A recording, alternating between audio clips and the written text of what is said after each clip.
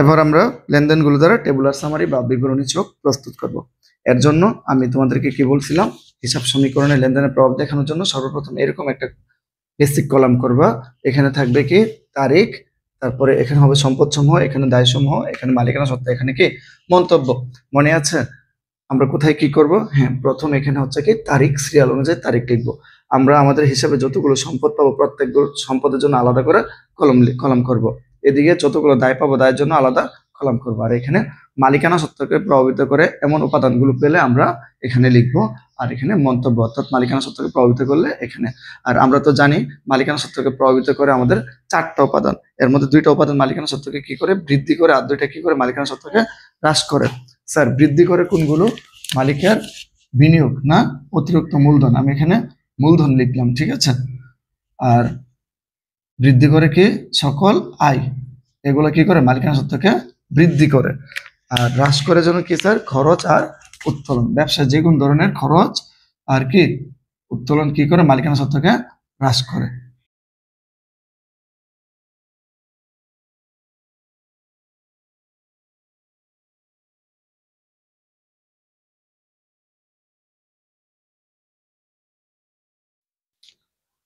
আসসালামু আলাইকুম সুপ্রিয় শিক্ষার্থী বন্ধুরা, কেমন আছো? আজকে আমরা হিসাব সমীকরণের অন্য আরেকটি উদাহরণ দেখব। এটা হচ্ছে নিত্য মজুত পদ্ধতি। নিত্য মজুত এটা কি? আমরা যখন সাধারণত অন্য দ্রব্য বা সেবা সামগ্রী ক্রয় করি তখন আমরা হিসাব সমীকরণে এটাকে কি হিসাবে দেখাই? খরচ হিসাবে, তাই না? আর খরচ হলে আমরা কি করি? মালিকানা সত্ত্বকে হ্রাস করে দিই। আবার অন্যদিকে খরচটা যে মাধ্যম দ্বারা সম্পাদিত হয়েছে মালিকানা সত্ত্ব হ্রাস করার পর আমরা সম্পদের দিক থেকে কি করি? যদি নগদে ক্রয় করি বা চেকে ক্রয় করি, হ্যাঁ, সেক্ষেত্রে কি করি? নগদ অথবা চেক ওইটা হ্রাস করে দিই। আর যদি বাকিতে করে থাকি তখন কি করি? আমরা দায়টা বাড়াই দিই। কিন্তু নিত্য মজুদের ক্ষেত্রে তুমি ক্রয় পেলে ওইটাকে আর মালিকানা সত্ত্বের সাথে কোনো কাজ করতে পারবা না। কি করতে পারবা না? মালিকানা সত্ত্বের সাথে কোনো কাজ করতে পারবা না, ঠিক আছে। ক্রয় পেলে ক্রয়টাকে কি করতে হবে? খরচ হিসেবে না দেখে মজুদ পণ্য হিসেবে দেখাতে হবে। পণ্য ক্রয়কে মজুদ পণ্য হিসেবে দেখাতে হবে, ঠিক আছে। এবং যদি ওই পণ্যটা বিক্রয় করা হয় তুমি সঙ্গে সঙ্গে পুরো টাকা আয় হিসেবে দেখাতে পারবে না, শুধুমাত্র যত টাকা আয় হয়েছে তত টাকা দেখাতে হবে। মনে করো তুমি 15,000 টাকার পণ্য বিক্রি করছে 17,000 টাকা, তাহলে এখানে আয় হয়েছে কত? 2,000 টাকা। ওই 2,000 টাকা শুধুমাত্র মালিকানা সত্ত্ব বসবে। অন্যদিকে কি কি হবে? তোমার নগদের সাথে যুক্ত হবে 17,000 টাকা এবং মজুদ পণ্য থেকে বাদ দিতে হবে কত? 15,000 টাকা। কারণ 15,000 টাকার পণ্যই তো তুমি 17,000 টাকা বিক্রি করেছো।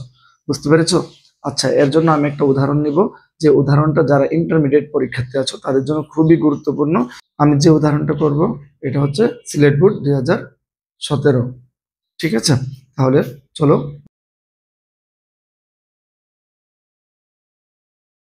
পড়ে নিয়েছে। এবার প্রশ্নটা তোমরা পড়ো, হয়তো পাশে দেখতে পাচ্ছ।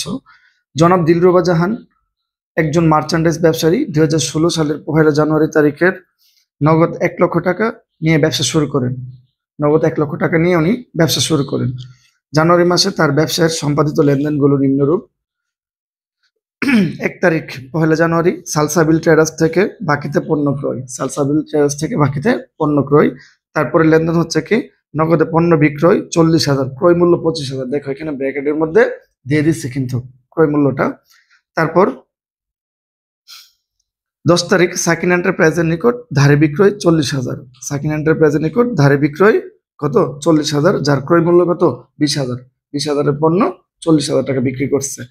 আচ্ছা, সালসাবিল ট্রেডার্সকে পণ্য ফেরত দেওয়া হলো 1,000 টাকা এবং 3% বাট্টা সাপেক্ষে সালসাবিল ট্রেডার্সকে 3/4 পরিশোধ। এর কথাটার মানে কি? এটা হচ্ছে কি, বাকি যে পণ্য ক্রয় করেছিলাম আমরা সালসাবিল ট্রেডার্স থেকে, ওই টাকার 4/3 পরিশোধ করছে। আর 4/3 পরিশোধ করার সময় আমরা বাট্টা পেয়েছি কত? 3%। আচ্ছা, সাফিন এন্টারপ্রাইজ থেকে 4% বাট্টা, পরবর্তী আদায় 19,200 টাকা।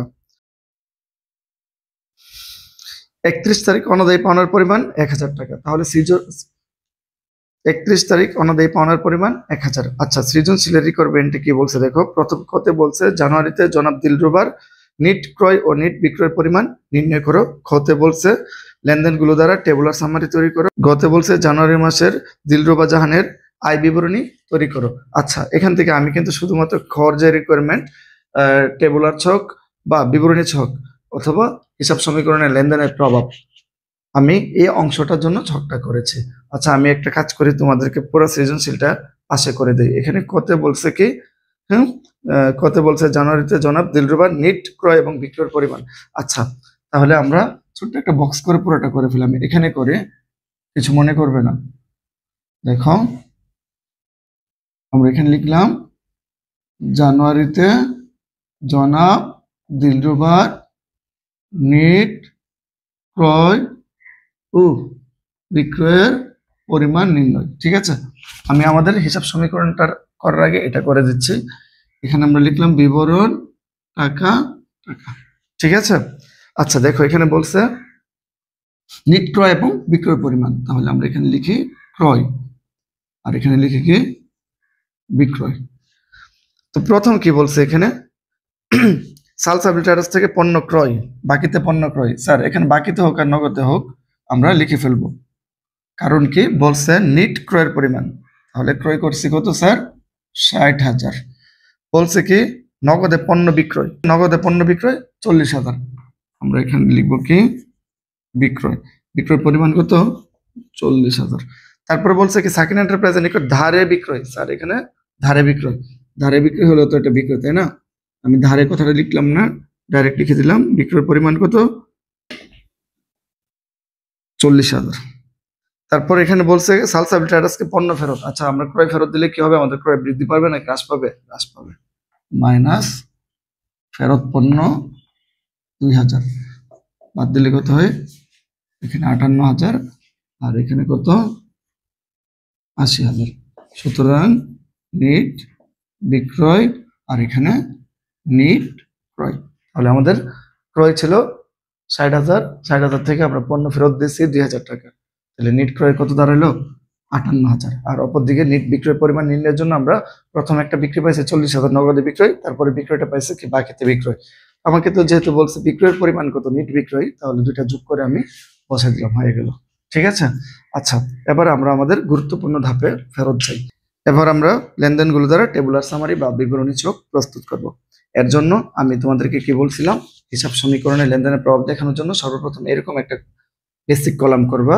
এখানে থাকবে কি তারিখ, তারপরে এখানে হবে সম্পদ সমূহ, এখানে দায় সমূহ, এখানে মালিকানা সত্ত্বা, এখানে কি মন্তব্য। মনে আছে আমরা কোথায় কি করব? হ্যাঁ, প্রথম এখানে হচ্ছে কি তারিখ, সিরিয়াল অনুযায়ী তারিখ লিখবো। আমরা আমাদের হিসাবে যতগুলো সম্পদ পাবো প্রত্যেক সম্পদের জন্য আলাদা করে কলম করব। এদিকে যতগুলো দায় পাবো দায়ের জন্য আলাদা কলাম করবো। আর এখানে মালিকানা সত্ত্বকে প্রভাবিত করে এমন উপাদানগুলো পেলে আমরা এখানে লিখবো। আর এখানে মন্তব্য, অর্থাৎ মালিকানা সত্ত্বকে প্রভাবিত করলে এখানে। আর আমরা তো জানি মালিকানা সত্ত্বকে প্রভাবিত করে আমাদের 4টা উপাদান, এর মধ্যে 2টা উপাদান মালিকানা সত্ত্বকে কি করে বৃদ্ধি করে, আর 2টা কি করে মালিকানা সত্ত্বকে হ্রাস করে। স্যার বৃদ্ধি করে কোনগুলো? মালিকের বিনিয়োগ না অতিরিক্ত মূলধন, আমি এখানে মূলধন লিখলাম। ঠিক আছে, আর বৃদ্ধি করে কি সকল আয়, এগুলো কি করে মালিকানা সত্ত্বকে বৃদ্ধি করে। আর হ্রাস করে যেন কি স্যার খরচ আর উত্তোলন, ব্যবসায় যে কোন ধরনের খরচ আর কি উত্তোলন কি করে মালিকানা সত্ত্বকে হ্রাস করে। ঠিক আছে, তাহলে চলো উদাহরণ 2। জনাব দিলরুবা জাহান মার্চেন্ডাইজ ব্যবসায়ী, তিনি 2016 সালে 1 জানুয়ারি তারিখে নগদ 1 লক্ষ টাকা নিয়ে ব্যবসা আরম্ভ করেন। জানুয়ারি মাসে তার ব্যবসায় সম্পাদিত লেনদেন সমূহ। তাহলে মালিক কি করছে, এখানে নগদ টাকা নিয়ে ব্যবসা শুরু করছে, তাই না? যদি ব্যবসা নগদ টাকা নিয়ে ব্যবসা শুরু করে, এখানে কি কি পরিবর্তন ঘটবে? আমাদের ব্যবসায় নগদ টাকা বৃদ্ধি পাবে এবং অপরদিকে কি মালিকানা সত্ত্ব বৃদ্ধি পাবে, তাই না? আর নগদ টাকা একটা সম্পদ, সম্পদের জন্য কি করবো, আমি আলাদা করে একটা কলাম করব।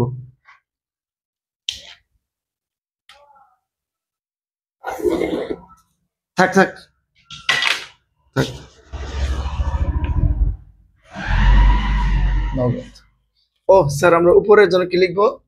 দিলরুবা জাহানের লেনদেন গুলো দ্বারা টেবুলার সামারি প্রস্তুত করা হলো। আচ্ছা, তাহলে তারিখটা যেন কি 2016 জানুয়ারির 1।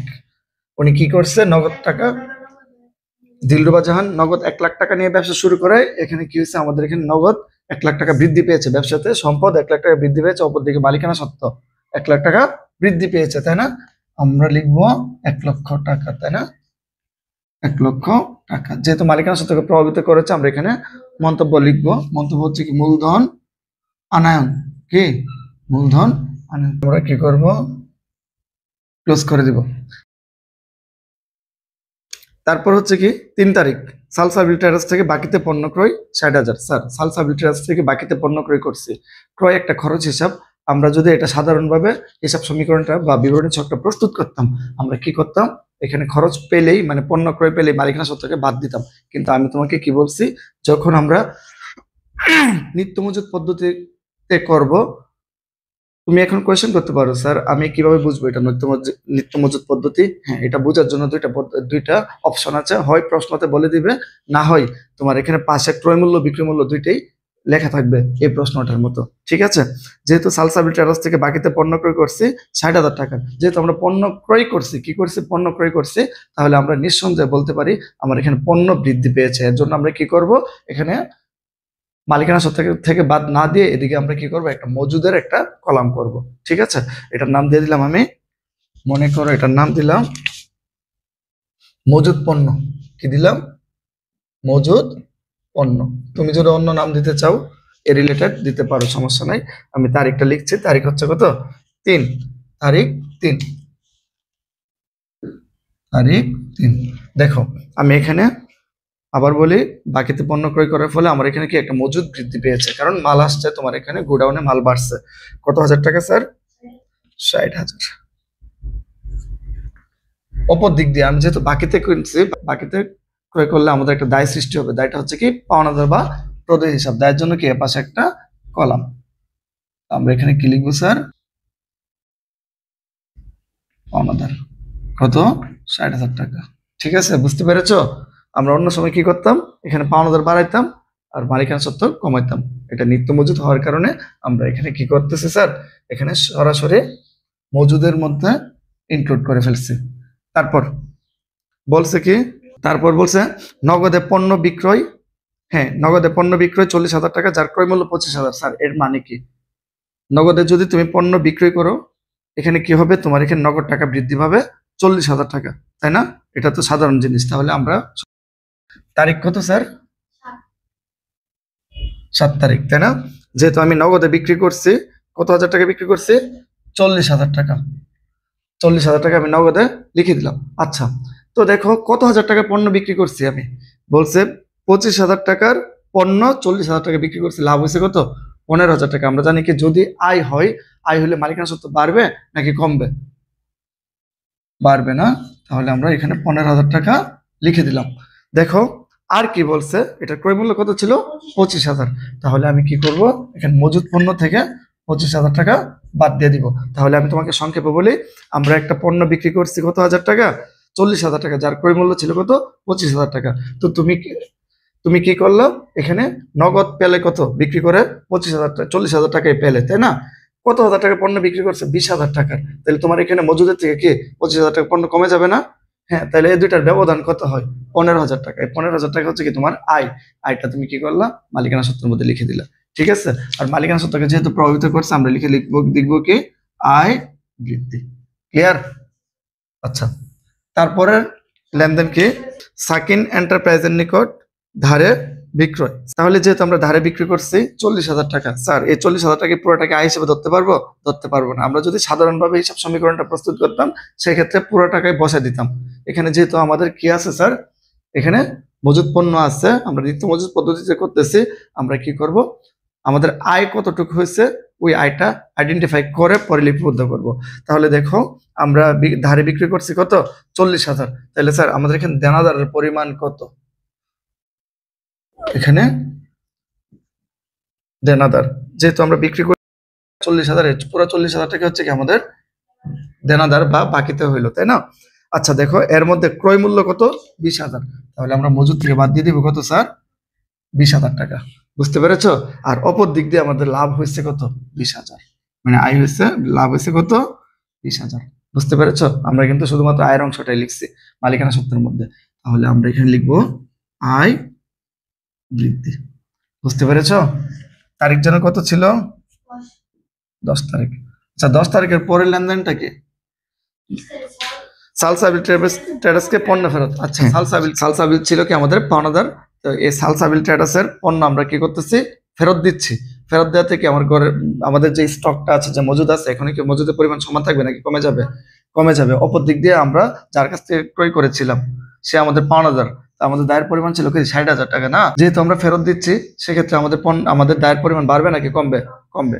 তাহলে আমরা কি করবো স্যার, এখানে মজুদ পণ্য থেকে বাদ দিয়ে দিব কত হাজার টাকা স্যার? 2,000 টাকা। কারণ আমি 2,000 টাকা পণ্য ফেরত দিলাম, অপর দিকে পাওনাদারও আমার কমে গেল 2,000। আমাদের তারিখটা যেন কত ছিল স্যার? 20 তারিখ। ঠিক আছে। আচ্ছা, তারপরে লেনদেনে কি বলছে? 25 তারিখ 3% বাট্টা সাপেক্ষে সালসাবিল ট্রেডার্সকে 3/4 পরিশোধ। স্যার এর মানে কি? সালসাবিল আমাদের কাছ থেকে কত টাকা পায়? 58,000 টাকা। দেখো 60,000 টাকা পাই, তো 2,000 টাকা পণ্য ফেরত দিচ্ছে, এখন পাই কত? 58,000 টাকা। কত হাজার টাকা পাই?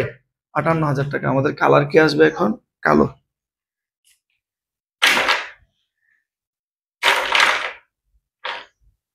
কত পাই? 58,000 টাকা না? এই 58,000 4/3 অংশ তাকে কি করছে আমরা দিয়ে দিব আর কি, পরিশোধ করে দিব। তাহলে এই 58,000 টাকাকে আমরা কি করব স্যার? 4 দ্বারা ভাগ করে এই 3 দ্বারা গুণ করব। যখন তুমি 4 দ্বারা ভাগ করে 3 দ্বারা গুণ করবা, কত আসে স্যার? এটাকে কাটলে 43,500।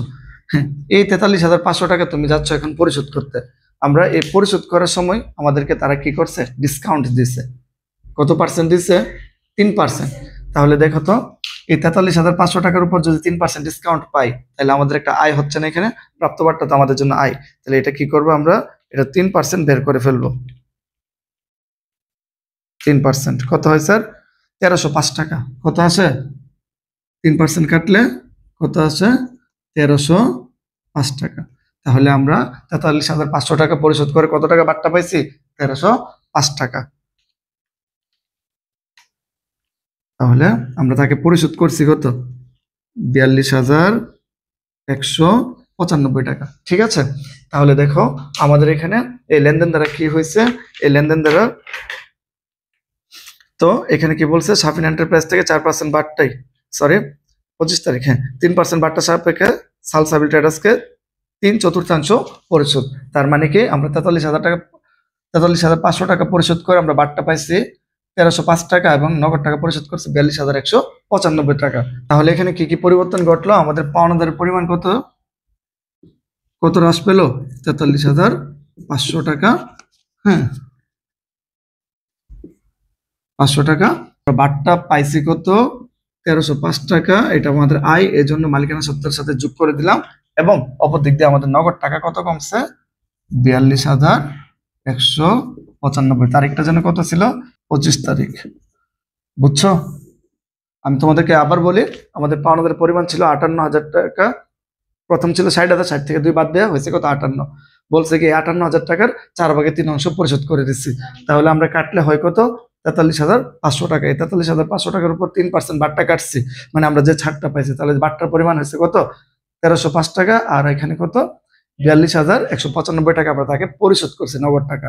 এটাই আমরা এখানে পোস্টিং দেখেছি। আমাদের নগদ টাকা কমছে 42,195, আর এখানে আমাদের পাওনাদার কমছে কত? 43,500। আর বাকি টাকাটা, এই দুইটার ব্যবধানটা হচ্ছে কি আমাদের প্রাপ্তবারটা একটা আয় হয়েছে, এই জন্য আমরা এখানে লিখে দিব আয় বৃদ্ধি। আয় বৃদ্ধি। বুঝছো? দুইটা লেনদেন মাত্র, একটু ওয়েট। তারপর শাফিন এন্টারপ্রাইজ থেকে 4% বাট্টা পরবর্তী আদায় 19,200 টাকা। আচ্ছা দেখো এখানে বলছে শাফিন এন্টারপ্রাইজ থেকে 4% বাট্টা পরবর্তী আদায় 19,200 টাকা। তার মানে কি আমরা বাট্টা দেওয়ার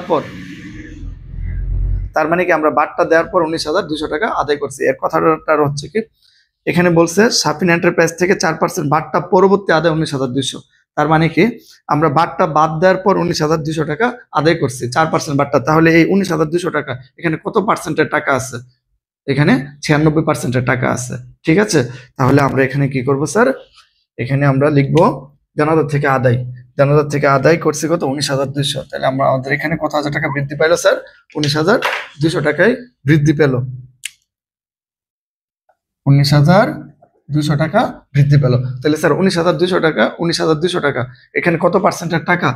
বারটা বাদ দেওয়ার পরে টাকা না, হ্যাঁ এই জন্য দেখো তাহলে আমি লিখলাম কি 19,200। এই টাকাটাকে আমি কি করব স্যার, কত দ্বারা বাদ দিব, 96 দ্বারা ভাগ দিব। কেন 96 দ্বারা ভাগ দিব, এখানে 96 দ্বারা ভাগ দিলে আমাদের এক অংশের মান বের হবে, আর যখন আমরা 4 দ্বারা গুণ করব সেক্ষেত্রে আমাদের বের হয়ে যাবে কি বারটার পরিমাণটা। বুঝছো, বারটার পরিমাণটা। তাহলে দেখো 19,200 ভাগ কত 96 গুণ 4, তাহলে আমাদের বারটার পরিমাণ কত 800। প্রদত্ত বারটা আমাদের জন্য আয় নাকি ব্যয়, ব্যয় না। তাহলে আমাদের এখানে মালিকানা সত্ত্ব কমবে কত 800 টাকা, আর অপর দিক দিয়ে দেনাদার কমবে সমান 20,000 টাকা। বুঝছো, 25 এর পর 30 ছিল 30। তারপরে লেনদেনটা কি বলো, অনাদায়ী পাওনা। যদি অনাদায়ী পাওনা হয়, এটা অনাদায়ী পাওনা মানে কি দেনাদারের যত টাকা আদায় যোগ্য নয়, তাহলে কি হয়েছে আমাদের একটা খরচ বৃদ্ধি পাইছে। তাহলে আমাদের এখানে কি কি কমবে স্যার, দেনাদার কমবে কত হাজার টাকা স্যার, অনাদায়ী পাওনার পরিমাণ কত 1,000 টাকা। তাহলে আমাদের এখানে দেনাদার হ্রাস পাবে, অপর দিক দিয়ে আমাদের যেহেতু একটা খরচ বাড়ছে আমাদের এখানে মালিকানা সত্ত্ব বৃদ্ধি হ্রাস পাবে। তারিখ যেন কত ছিল স্যার, 31 তারিখ না, 31 তারিখ। আর এখানে আমরা কি লিখবো, খরচ বৃদ্ধি, খরচ বৃদ্ধি স্যার। তারপরে শেষ, ধন্যবাদ। এবার আমরা কি করব, এটা যোগ করব। এটা যোগ করলে কত হয় একটু বলো তো, 1,17,005 টাকা। এখানে কত হয়েছে 13,000। তারপরে কত 19 না। তাহলে পাওনাদার এখানে 60,000, এখানে 2,000। ও এটা তো বিয়োগের ছিল না, এটাকে বিয়োগ করে দিই। বিয়োগ করলে এখানে কত 45,500 থেকে যদি আমরা বাদ দিই তাহলে 14,500। আর এখানে 1,00,000, 1,15,000, 1,35,000, 1,35,000 যোগ 1,305 মাইনাস 1,800 কত বেড়েছে, 1,34,505 টাকা। ঠিক আছে, করলে কত হয় সম্পদ, 1,49,000 না 5 টাকা। অপর দিক দিয়া এটা যোগ করলে কত হয় দুইটা, 1,49,005 টাকা, তাই না। সুতরাং আমাদের এ সমান সমান এল প্লাস উই। আর এটাকে কি করবো একটু লাগাই দিয়া এখানে সমান দিয়ে দিলাম।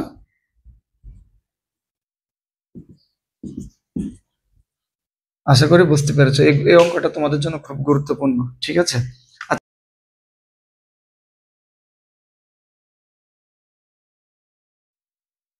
হ্যাঁ প্রশ্নতে কি বলছে, জানুয়ারি মাসের দিলরুবা গ নাম্বার রিকোয়ারমেন্টে বলছে জানুয়ারি মাসে দিলরুবা জাহানের আয় বিবরণী প্রস্তুত করেছে। আর আয় বিবরণীটা প্রস্তুত করার নিয়মটা যেন কি, সকল আয় থেকে সকল ব্যয় বাদ। কি বললাম, সকল আয় থেকে সকল ব্যয় বাদ। তাহলে আমি দেখো সাধারণভাবে করতেছি, সকল আয় থেকে সকল ব্যয় আমরা বাদ দিয়ে দিব। ঠিক আছে, এর জন্য আমি ছোট্ট একটা বক্স করে আমি লিখবো আয় সমূহ মাইনাস ব্যয় সমূহ। লিখবো কি এখানে বিবরণ টাকা টাকা লিখে দিই, দিলরুবা জাহানের আয় বিবরণী। ঠিক আছে, আচ্ছা তা আমরা কি করছিলাম, আমি কি লিখছি, আয় বিবরণী। আয় বিবরণী প্রস্তুতের জন্য আমরা কি করব, সকল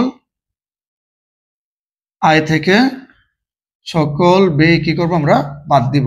এখানে আয় কিন্তু আমরা দুইটা পাইছিলাম, মনে আছে, বিক্রয় দুইটা, আর আমরা কত বের করছিলাম নেট বিক্রয়ের পরিমাণ। ইচ্ছা করলে ওই রিকোয়ারমেন্ট দিয়েও লিখতে পারো, ওই জায়গা থেকে আনতে পারো। তাহলে আমি এখানে লিখলাম আয় সমূহ, আয় সমূহ তোমাদেরকে ভেঙে ভেঙে লিখে দেখাই।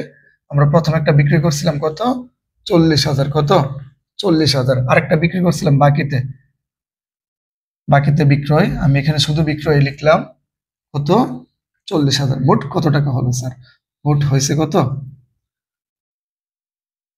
আচ্ছা 40,000। আচ্ছা তারপর দেখো আমরা এখানে বাট্টা পাইছিলাম, মনে আছে কত, 1305 টাকা। এখানে 25 তারিখ 3% বাট্টা সাপেক্ষে সালসাবিল ট্রেডার্সকে 3/4 পরিশোধ করছিলাম, মনে আছে? 43,000 টাকা, 43,500 টাকা বাট্টা পরিশোধ করে আমরা কত টাকা ছাড় পাইছিলাম? আমরা ছাড় পাইছিলাম স্যার কত? হ্যাঁ, ছাড় পাইছিলাম 1305 টাকা, মনে আছে? একটু আগে অঙ্কতে করেছিলাম। তো এটা আমাদের জন্য আয় না?